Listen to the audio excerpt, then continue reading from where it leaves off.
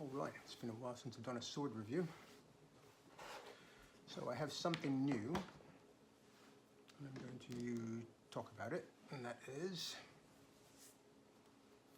this. So what we have here is a longsword in the Italian's 15th century style from Balaur Arms. It's actually made for Balaur Arms, which is a brand of Cult of Athena. It's made for them by LK Chen. I gather there was an earlier version of this sword in this second generation. The earlier version I don't think was made by LK Chen. And from what I've read, there are some changes, including a change to the profile. But anyway, I thought I would talk about this. So first of all, I guess maybe I'll just talk about the overall surface elements. I'm not really going to say much about the scabbard. I noted where people are talking about long swords, they usually have quite a bit to say about the scabbards. I don't really have much experience with them, so I don't really have much to say. But it seems perfectly fine. It's serviceable. It is actually a wooden scabbard which is being wrapped in leather. Stitching seems fine. Some people might criticize the pattern or the stitching, but again, I have no real knowledge of these things, and it looks to me to be perfectly serviceable. There is a steel shape at the end,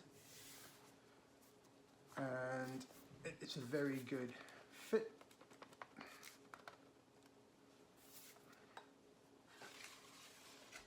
Now onto the sword itself. First thing I'm going to speak to, I guess, is the hilt.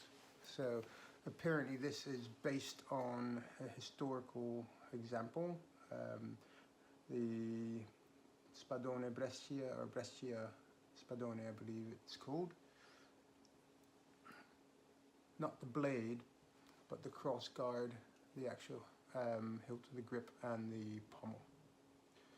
So I can't tell if it's being cord wrapped and then it's being sealed in some way, or if the cord wrap was removed afterwards. But in any event, I really like the texture, I like the feel.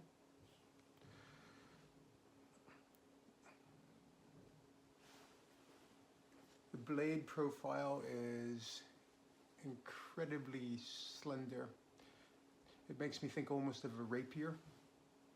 I don't know if you can see just how thin this is. So there's quite a bit of profile taper and there's a distal taper as well, but I don't think it's particularly much to begin with. I'm going to put my reading glasses on and I'll tell you what it says on their website.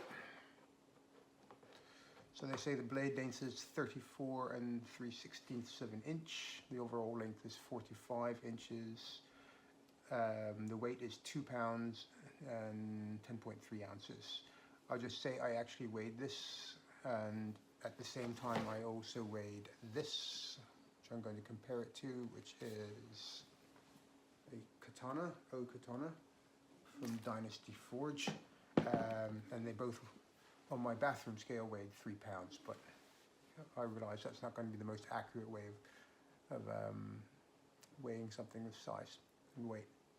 Anyway. Yeah, onto the hilt. So, as I was saying, I like the hilt, I like the look of it, I like the pommel, everything feels tight, there's no movement. If I look at the fit, I kind of wonder if this crossguard is being used for other swords as well, and so therefore maybe they didn't necessarily profile it, quite to the blade. See if you can see this. It looks almost like a rectangular cut hole.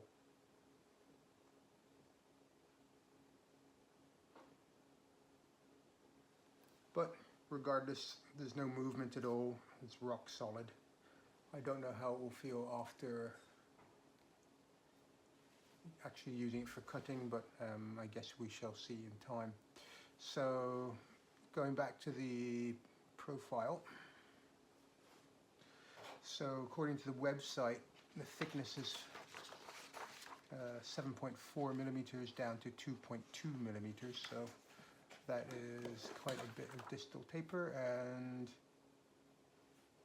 there we go. The width is 42.3 millimeters. I will assume that's at the widest point.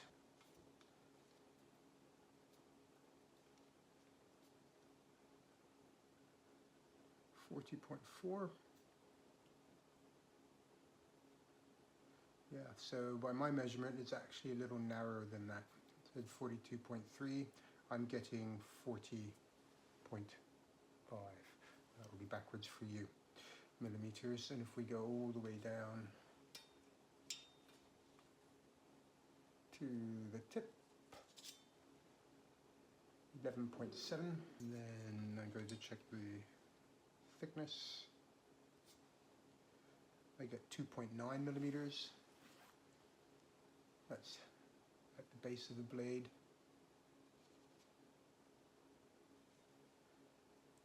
Down to 1.75, sorry, 1.7 millimeters. Just measure that again. Yeah, 2.7.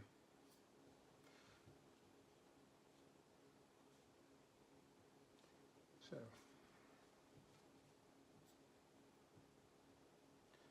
yeah, I'm not quite sure how they got their measurements, but anyway, that's what I see. So anyway, it's a very, very slender blade with quite a bit of distal taper and profile taper. So what I notice is this sword weighing almost 3 pounds probably, and let's just have a look at this katana. Okay, Dynasty Forge Silver Dragon O-katana. So these swords, you can't quite tell.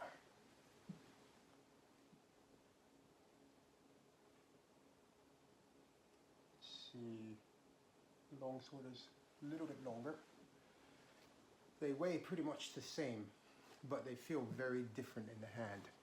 From holding them this way, not much different, I suppose, but certainly when you're extending them, this katana has far more blade presence.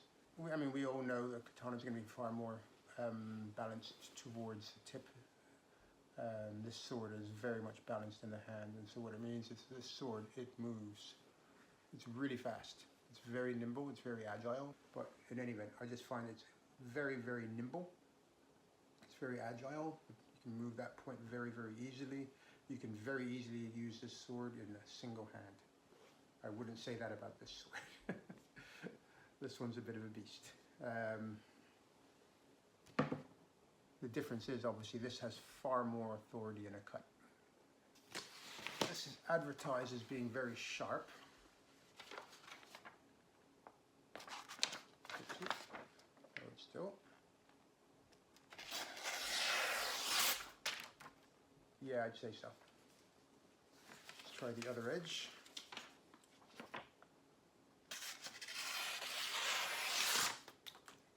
Yeah, that is very sharp.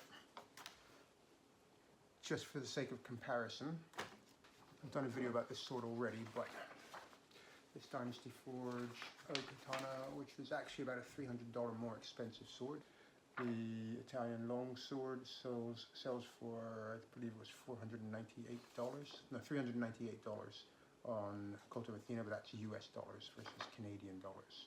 And by the time I got the sword in Canada, paying for I think it was about $65 for the shipping and $125 to cover import duties and sales taxes here, which were charged. It ended up being sort of similar in price. But anyway, just by comparison. All right, I take back what I said about the sword before. That got pretty well. I refute what I said in my earlier video about this sword. It's actually sharper than I thought. So anyway, I'll just compare them a little bit more again. If we look at the hilt proportions, so I'll use my tape measure, but I'll tell you what it says on the website again. Let's see. Alright, one thing I didn't think to add at the beginning of this video, but I'll just throw it out there now, is my background and experience with the sword. So I have been studying the sword for on and off 32 years, thereabouts. At the time I was about 25 years old. I'll let you work out what my actual age is now, but I started in my youth with Japanese Iaijutsu. I actually had an interest from the time I was quite young in learning the sword. Didn't really have any opportunities. There were no fencing clubs at all. I grew up on a tiny little island in the North Atlantic. You can figure this one out yourselves. It's part of the United Kingdom, but it's only 700 miles from Nova Scotia and 600 miles off the east coast of the United States. So 53 square kilometers, and at the time I was living there in my youth, we had probably around 58,000 people. There's probably about 65,000 people there now, though I've not lived there for quite some time. But in any event, it meant we didn't have a lot of things. We did have a lot of money, but we didn't have a lot of other things. One of the things that we didn't have was a fencing club, so I had no opportunity to do fencing. I was particularly interested in long swords and other types of sword arts. But the first thing that I had the opportunity to study, I'll tell you, the first art that I had an opportunity to study was Iaido, Japanese Iaido. That is the art of drawing your sword quickly from the saya, engaging your opponent, defeating your opponent, and then returning the sword to the saya, and the scabbard. There's a lot more to it than that, but that's it in a nutshell. Iaido is more of an esoteric martial art that came out of Iaijutsu. So, I studied Iaido, and then after that, when I went to university, well, I had a brief gap initially because I had surgery on both knees, and I went to university. I continued practicing on my own there, but then I joined the university fencing club, and I fenced in and competed in both foil and sabre. We also fenced épée, but sabre was my favorite weapon. Then after university, I moved around the world, moved to Korea, eventually back to Canada, via the United States and a few other places.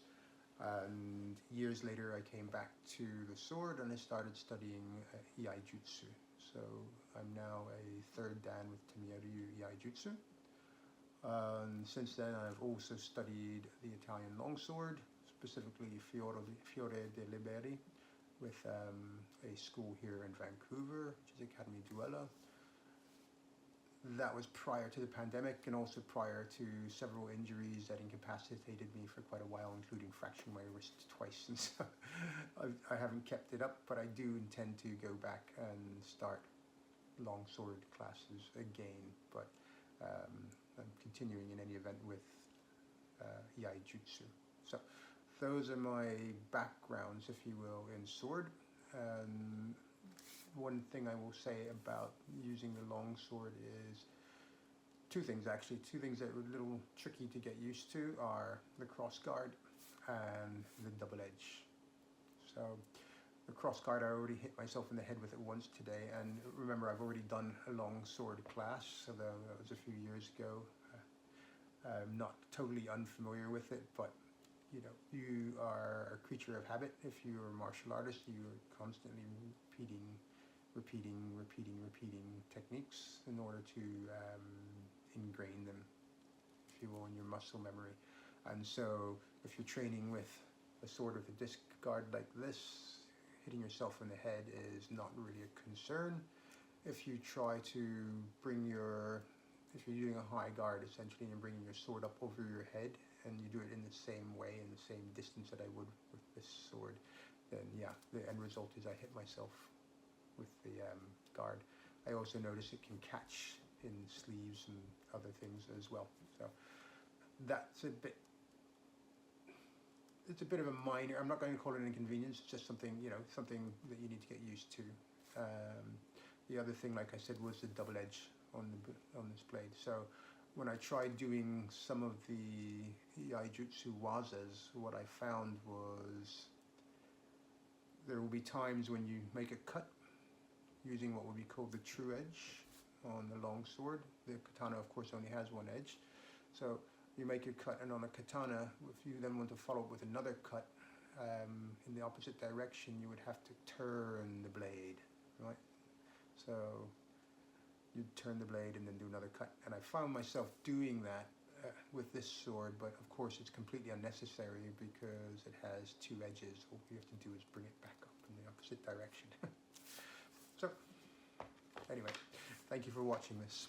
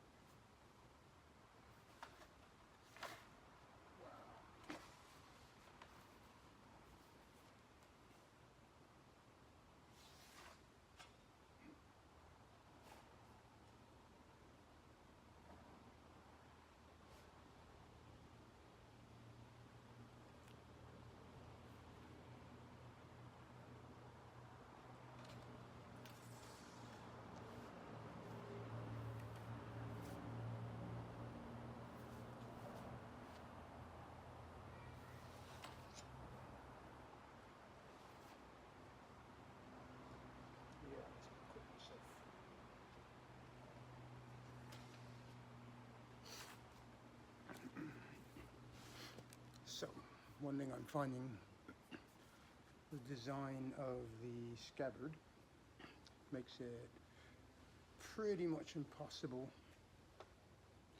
to maneuver inside the obi. It's just too restrictive. So when you're doing sayabiki, yeah, you can't really bring the scabbard back far enough. Okay, for comparison,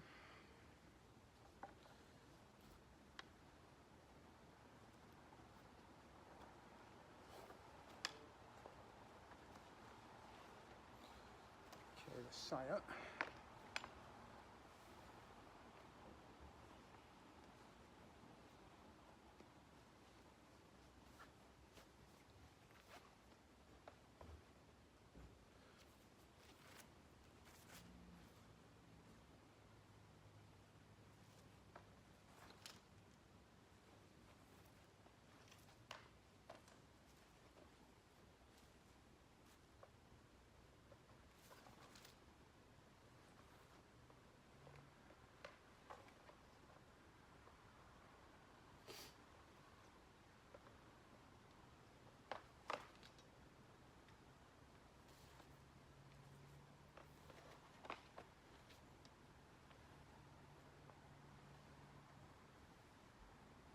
Can move quite freely,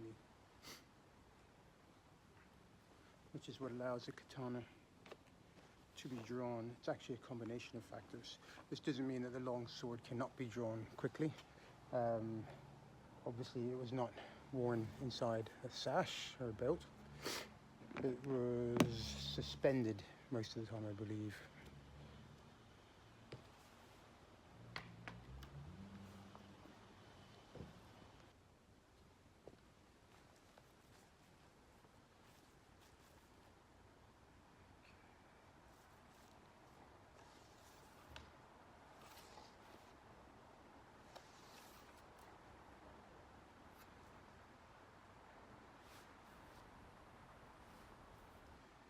Double-edged.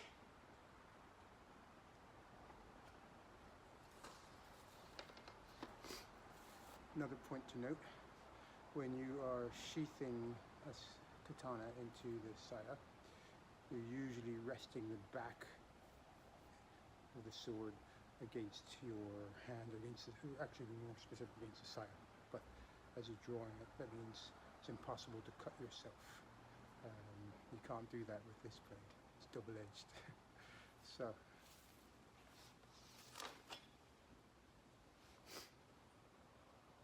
have to go this way.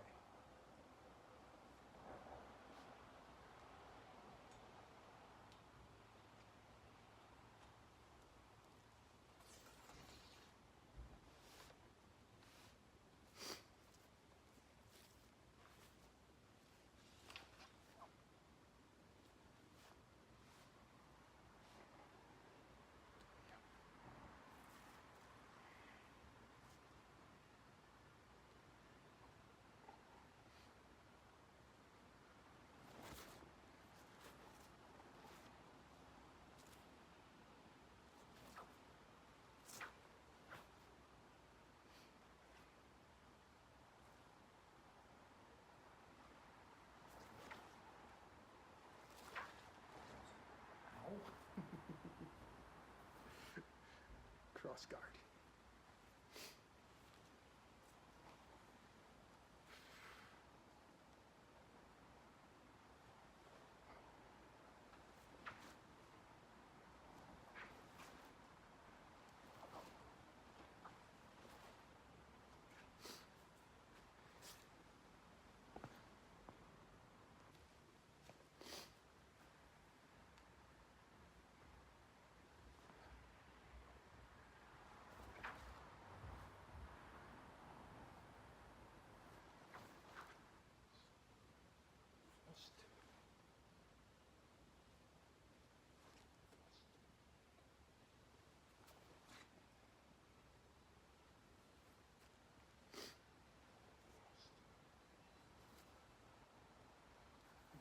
Twist it, it has two edges, so.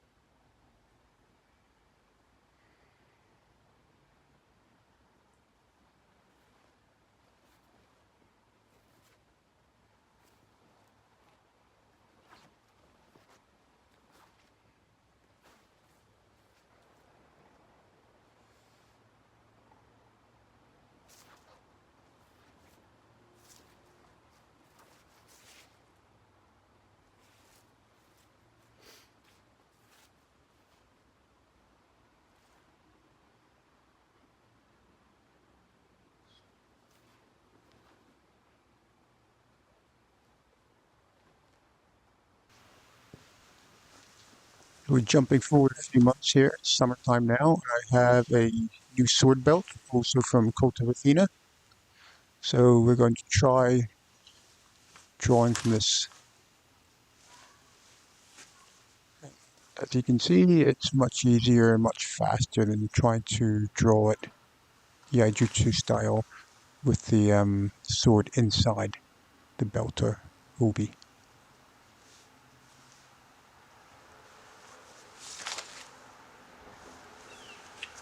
Much faster, as you can see. Zaibiki, you can actually bring the scabbard around behind your back. It also makes it much easier and safer to sheath the sword.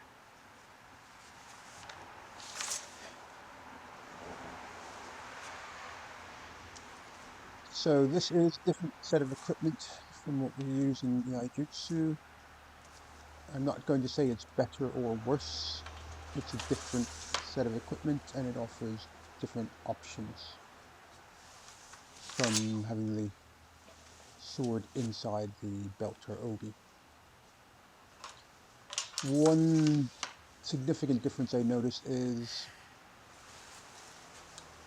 it's hanging much lower, so it's hanging at the hip basically, it's suspended, it's not at the waist level.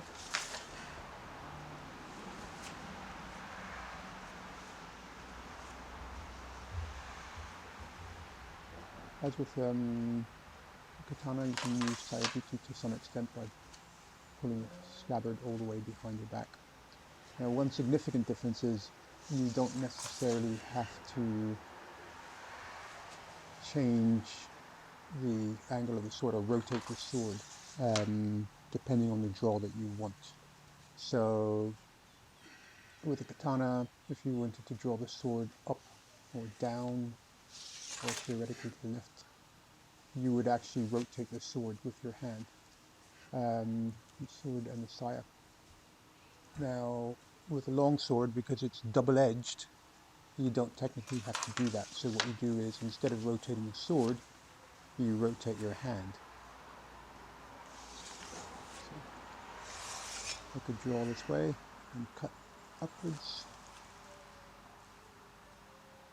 or I could do the reverse. I don't need to rotate the sword, I can just rotate my hand around the grip. Use the opposite edge, like so.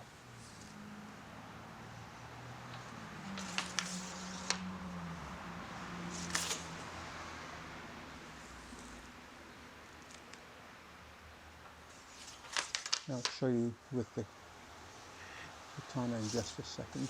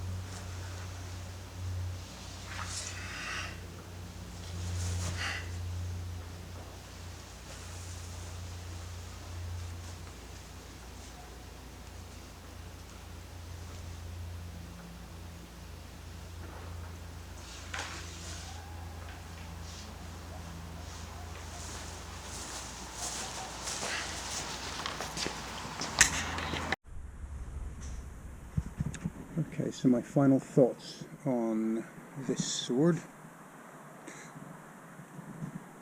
I've already discussed some of its finer points, pardon the pun. It is very light, it is agile, it is nimble, it's maneuverable, it's tremendous control of the point. It accelerates very rapidly, it's very light in the hand compared to my O-katana of the same weight and similar length. I will also mention some of its, I guess, detractions, if you will. I shouldn't necessarily call them that, but some points that I'm not fond of. So first of all, it doesn't have enough blade presence. I like the fact that it is so light and nimble, but I would like it to have a little bit more authority in the cut. Another thing that I'm very curious about is why the point is just so fine that it's... I would assume this sword design was originally intended, this typology, for primarily a thrusting sword used by armored fighters, and so they would have been thrusting into the gaps. Those gaps would have been protected by chainmail underneath their plate, and probably a gambeson as well. So although they're going through gaps in the plate armor, they would still need to be robust enough to penetrate through the mail and the gambeson. And one thing I've noticed with this sword is the point is so fine, it's easily damaged. I thrust it into cardboard and the very point, the very tip of it actually rolled. So for a weapon that's meant for penetrating through chainmail, that seems strange. I think they've maybe just made it a little bit too fine. So I had another thought. Oh yes, I guess my other criticism would be the scabbard. One thing I've noticed is that it's a very loose fit. Now, when I first started this review, I just assumed that was normal for a longsword with katana or any Japanese sword. The fit in the saya, the scabbard, is quite a tight fit. You need, some force to actually remove the sword from the scabbard, and that is important as a safety feature. You know, if you were to lean forward, you wouldn't want your sword to slide out and then impale yourself. So the scabbard for this sword is actually a very loose fit, and it will, if you had the sword upside down, say, and you were to lift the scabbard, the sword would just basically drop out. And I did actually cut myself once for the first time in my entire life when I was picking it up, and the sword basically did slide, and I cut my finger, not too badly, but that's something that would never have happened with one of my katanas. And I've done some research since then, and what I've learned is that a well-made scabbard for a longsword should also be a tight enough fit that the sword just doesn't fall out. So that's pretty much it. That's my only three criticisms.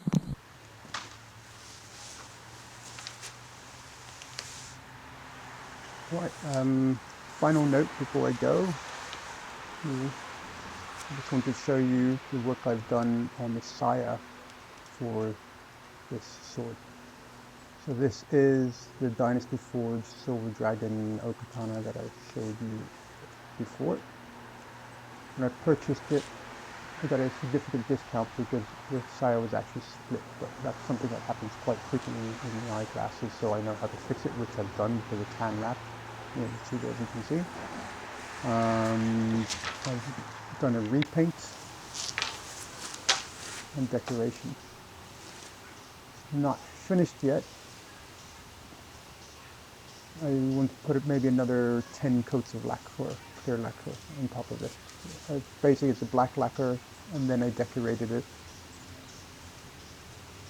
with the gold mon, and then I put on a few coats of clear lacquer. And my understanding is that they would normally put on at least 14 coats. So I'll be doing the same. Anyway, I'm going to redo my review for this sword at some point. Tell you more about it then. Thank you for watching my video, and I really appreciate it. If you like it, feel free to visit again. If you like motorcycles, do subscribe.